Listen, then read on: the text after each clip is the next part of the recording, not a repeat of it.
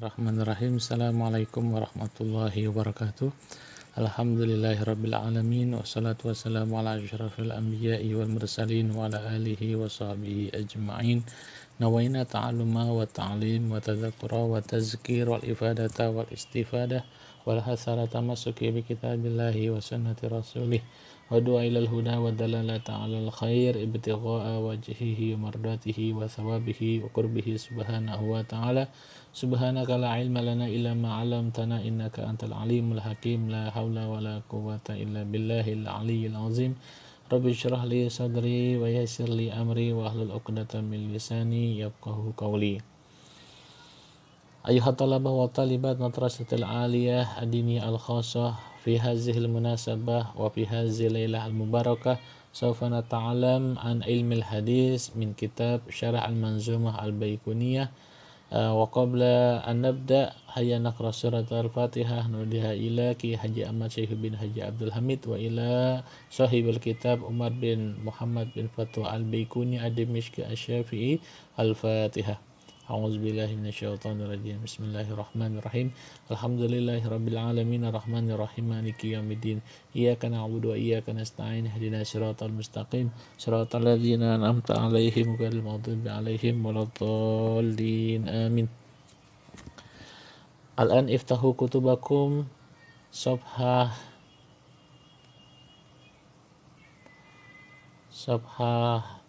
tis'ah wa situn. Hadis al-maqtu' qala al-musannifu rahimahullah wa nafa'ana bihi bi ulumihi fid dharain. Al-maqtu'u, hadis maqtu'. Wa ma litabi'in huwal maqtu'u. Al-maqtu'u, adapun yang dimaksud dengan hadis maqtu' huwa yaitu ma adalah suatu hadis udifa yang disandarkan ilan tabi'i kepada seorang tabi'in, faman dunahu atau orang setelah tabi'in yaitu tabi'in min qaulin baik hadis itu berupa ucapan au fi'lin atau perbuatan Nabi, sawaun baik halnya karena telah ada siapa at-tabi'i seorang tabi'i tersebut, sogiron itu termasuk tabi'in yang sigor, nanti akan dijelaskan apa yang dimaksud dengan tabi'in sigor, au kabiron atau termasuk tabi'in yang besar. Besar di sini bukan maksudnya umurnya lebih tua, tapi justru ya besar kecilnya itu ya tergantung meriwayatkan hadisnya. Nanti akan dijelaskan di bawah. Wasawaun dan baik halnya karena telah ada lahu baginya, yaitu bagi tabi'in itu isnadun muttasil, sanatnya bersambung, amla atau sanatnya terputus. Ini adalah definisi hadis maqtu'. Jadi semuanya yang perlu kalian ketahui ya, waktu minggu sebelumnya kita sudah belajar hadis marfu. Nah, kalau hadis marfu ini ya adalah hadis yang disandarkan kepada para sahabat ya atau tabi'in, yang mana sandarannya langsung ke Rasulullah. Itu. Jadi namanya hadis marfu. Sedangkan kalau hadis maqtu perbedaannya dia itu suatu hadis yang disandarkan kepada tabi'in.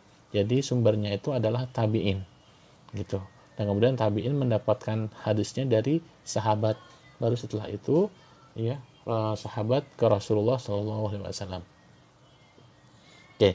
Dan di sini ada pernyataan. Jadi bagian tabi'in pun dibagi dua, yaitu tabi'in yang sigor dan tabi'in yang kibar.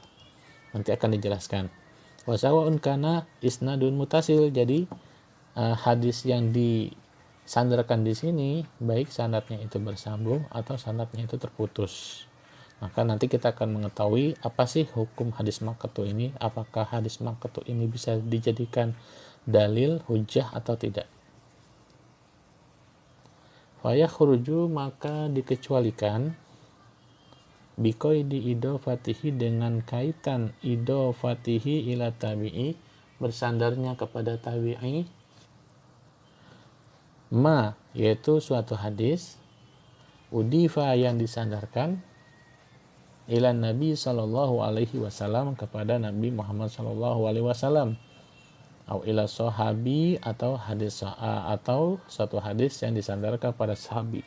Maksudnya itu adalah ya, hadisnya tersebut itu di sini adalah hadis marfu dan hadis mauquf. Jadi yang perlu kalian ketahui, hadis itu dibagi tiga, ada hadis marfu, ada hadis mauquf, ada hadis maqtu.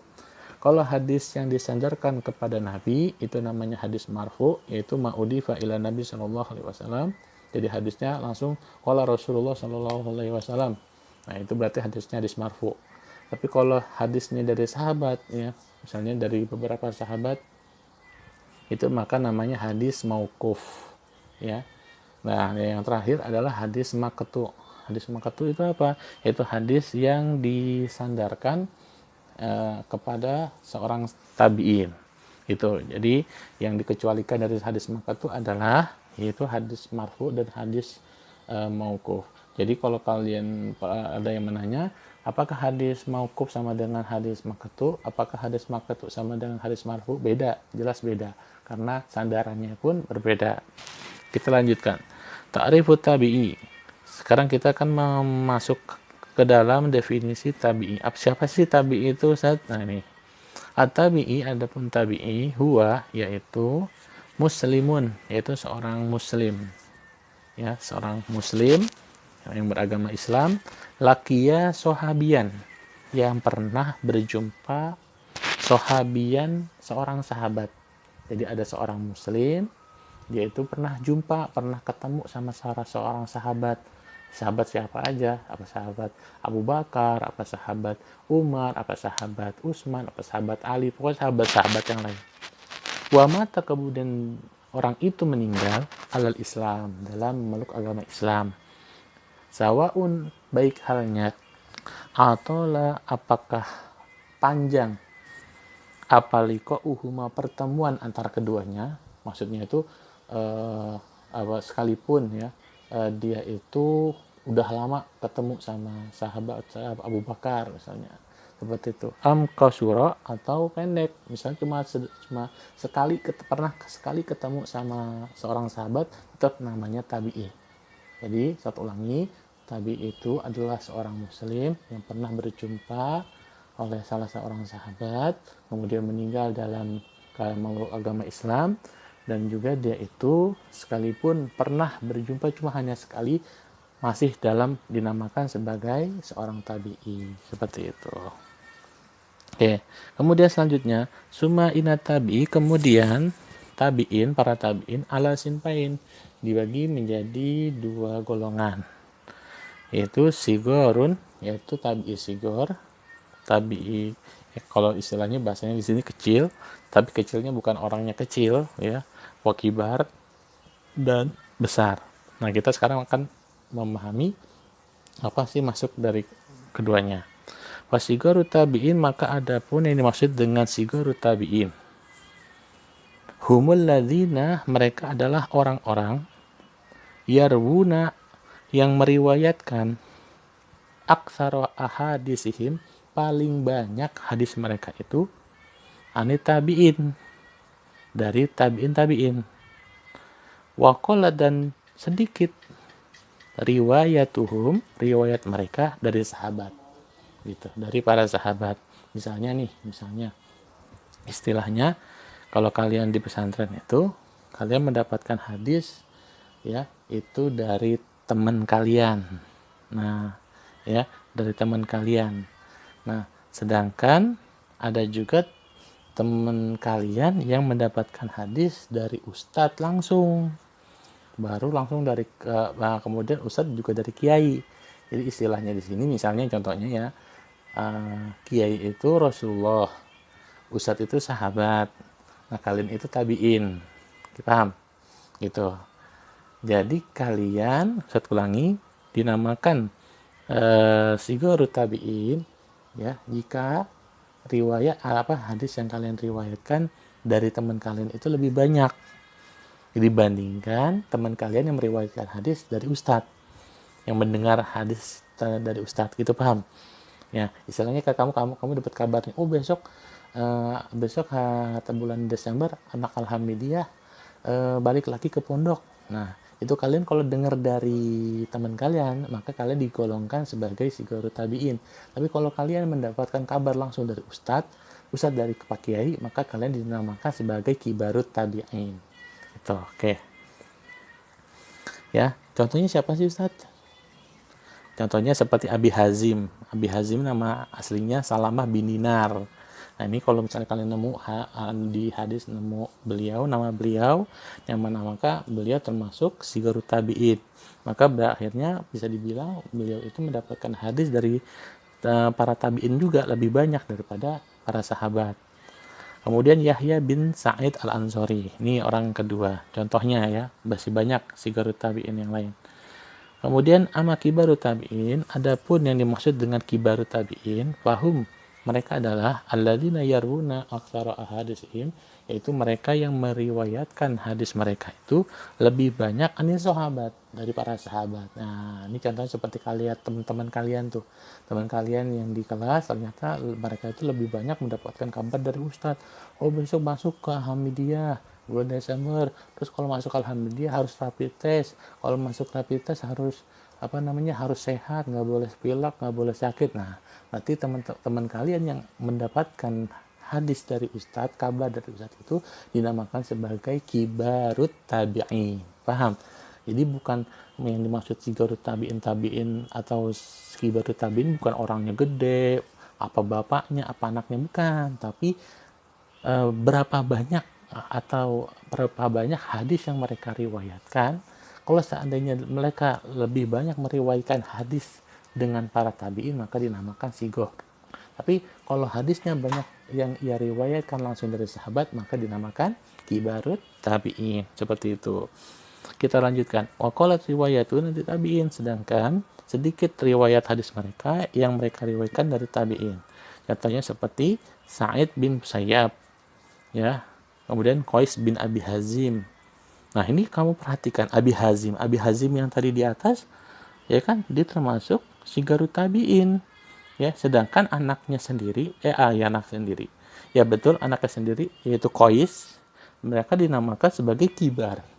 Malah justru istilahnya anak lebih pintar dari bapaknya. Tuh. Jadi di sini bukan yang dimaksud sigarut tabi'in dan kibarut tabi'in bukan masalah umur, bukan masalah badan, ya, tapi berapa banyak hadis yang ia riwayatkan. Kalau ia meriwayatkannya lebih banyak kepada tabi'in, namanya sigor, gitu. Contohnya seperti Abi Hazim. Tapi kalau seandainya dia lebih banyak meriwayatkan hadisnya dari sahabat langsung, maka dinamakan sebagai kibarut tabi'in. Contohnya seperti Qais ini. Oke. Kemudian Ubaidillah bin Adi, ya, Ubaidillah bin Adi. Kemudian bin Khiyar wa nahwihim dan yang lainnya. Oke, kita lanjutkan. Waqad sumia, dan terkadang telah dinamakan al-maqtu, hadis maqtu itu mauqufan, sebagai hadis mauquf. Ya, bisyarti, dengan syarat takidihi, ketentuannya. Nahwa qaulihim mauqufun ala Atha. Maksudnya itu terkadang juga hadis maqtu itu sama persis seperti hadis mauquf, ya.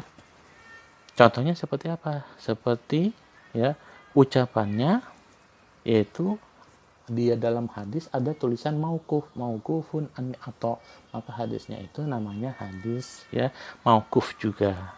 Aw waqafahu fulan ala Mujahid, atau hadis ini dimauqufkan atas Mujahid, ya. Kemudian aw waqafahu Ma'marun ala Hammam, seperti itu. Kama qad yaqau fi kutubil hadis, yang mana terkadang juga, kadang-kadang, ya, yang namanya hadis maqtu itu bisa juga menjadi hadis mauquf dengan ketentuan-ketentuan lafaz-lafaz yang ada barusan. Nah, kemudian kita lanjutkan, wa amal mauquf indal itlaq, adapun hadis mauquf secara mutlak, wayan syarifu ila ma udifa ila sahabi min qaulin aw fi'lin.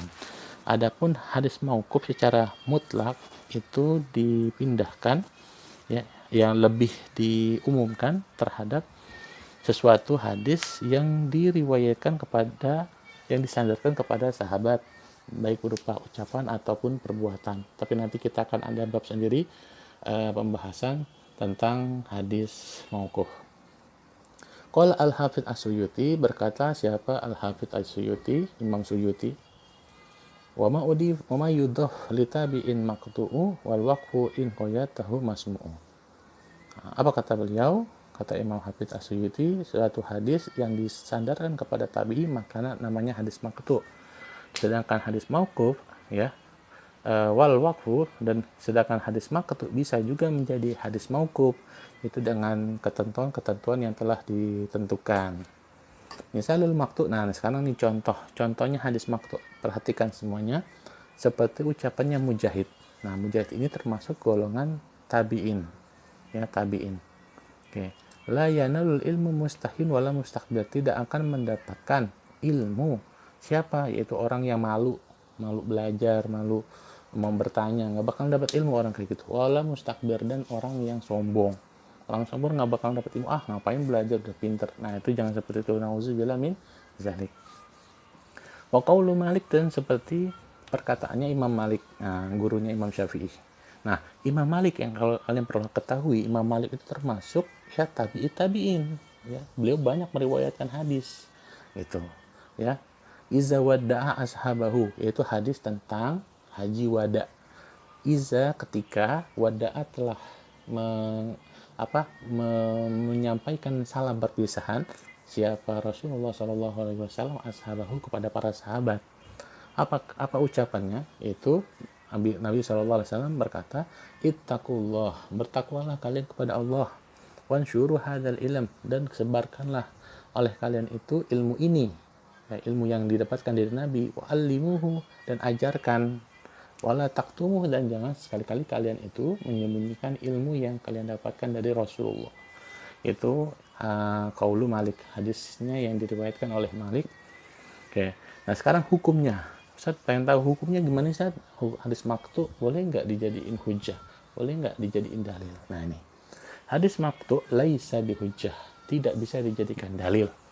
Jelas, ya.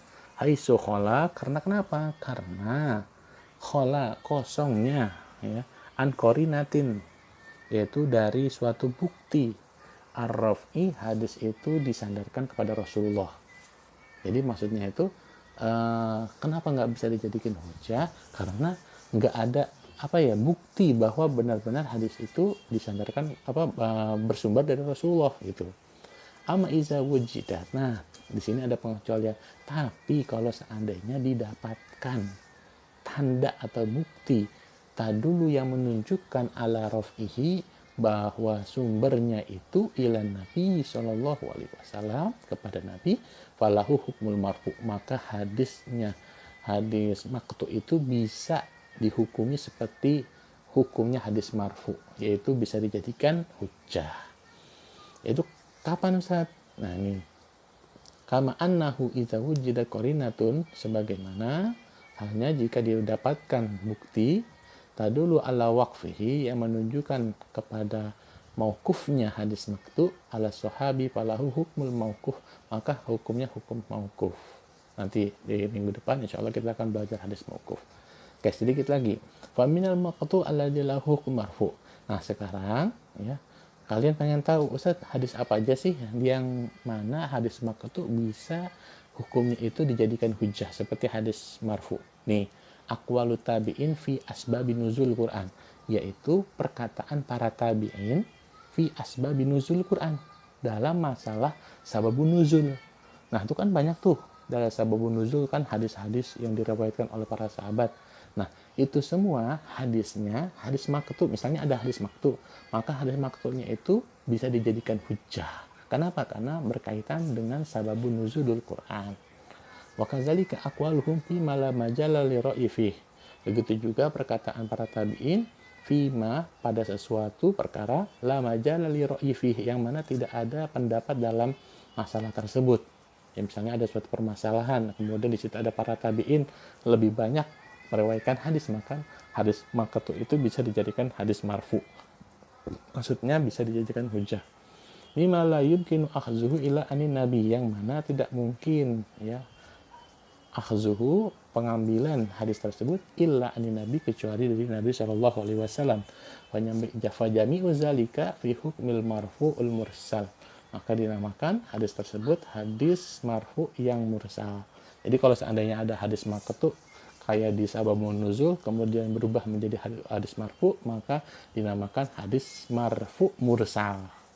Jadi bukan namanya hadis maqtu lagi, karena jelas hadis maqtu itu tidak bisa dijadikan hujah. Tapi kalau seandainya termasuk sababun nuzul, maka namanya hadis marfu mursal. Paham? Oke.